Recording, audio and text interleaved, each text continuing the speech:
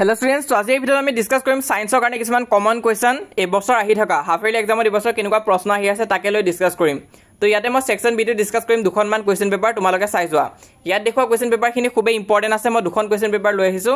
এখিনি তোমালোকে চাই যোৱা, কিবা যদি ডাউট বা কনফিউজন থাকে তেনেহলে মোক কমেন্ট বক্সত খুদিবা, আৰু কিবা কোৱেশ্চন যদি তোমালোকে নোৱাৰা তেনেহলে সেই চেপ্টাৰটো ভালকৈ পঢ়িবা আৰু সেই কোৱেশ্চনখিনি আকৌ সলভ কৰিবা, কাৰণ এখিনি ৰিপিটেড কোৱেশ্চন হয়, ইয়াৰ পৰা আহা চান্স খুবেই বেছি হয়।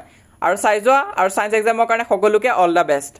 লগতে কোনখন ডিস্ট্ৰিক্টৰ পৰা চাই আছা হেতু কিন্তু কমেন্ট কৰি জনাবা।